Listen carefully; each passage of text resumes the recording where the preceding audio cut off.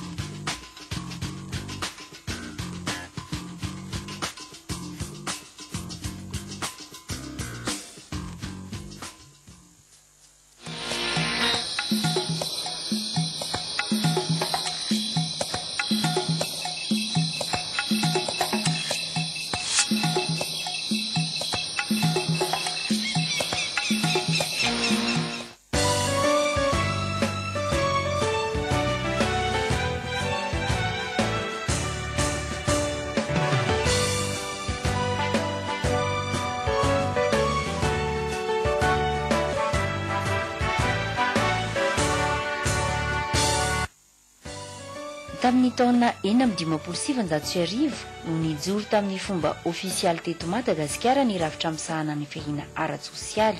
Tamin'izany fotoana izany dia ny CCPF na ny caisse territoriale de compensation des prestations familiales no nikarakara ny fanampiana ho an'ny fianakaviana. Tafiditra tao anatiny antsoina hoe fanampiana ho an'ny fianakaviana tamin'izany ny volan-jaza sy ny volany bevoka. Enina taona taty aoriana, izany hoe ny taona 2017 dia lasa CNAFAT ny CCPF. Ny CNAFAT raha alavaina dia hoe Caisse nationale d'allocation familiale et d'accident de travail. Ka ankoatra ny fanampiana ny fianakaviana dia nosahan'ny CNAFAT ihany koa ny solon-takaitra ho an'ny voan'ny loza amperinasa sy ny aretina azo vokatry ny asa araka ny voalazan'ny lalàna larina 2020 tsipika 870 tamin'ny 20 septambra taona 2017. Tsy nitsahatra ny nivoatra ny fiaina ara-tsosialy eto Madagasikara ka tamin'ny taona 2017 dia lasa CNAPS na Caisse nationale de prévoyance sociale ny CNAFAT araka ny lalàna larina 20 tsipika 830 tamin'ny 17 desambra 2017 sy araka ny fehezan-dalàna larina 20 tsipika 5 tamin'ny 9 aprily taona 2017.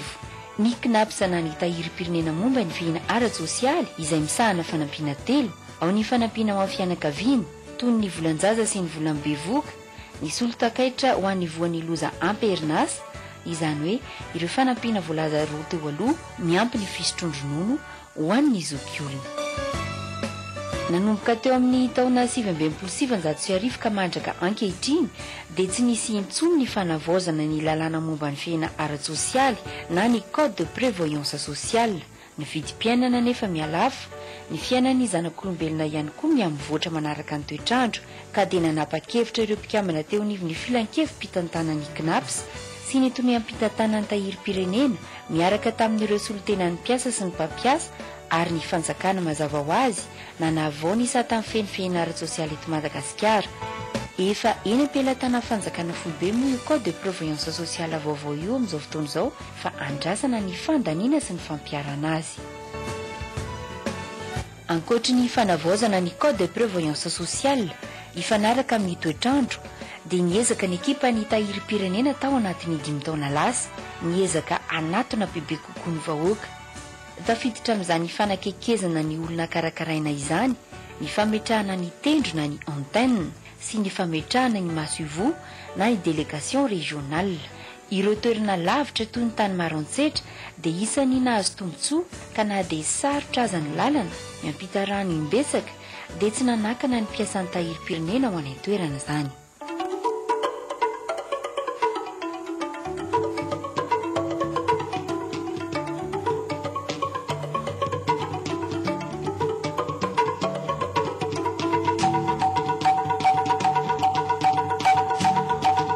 Isan'ny toerana natao hoe faritra mena ihany koa ny tany Molombe fa dia tsy diso anjara tamin'ny fametrahana ny tendro ny mponina tany an-toerana.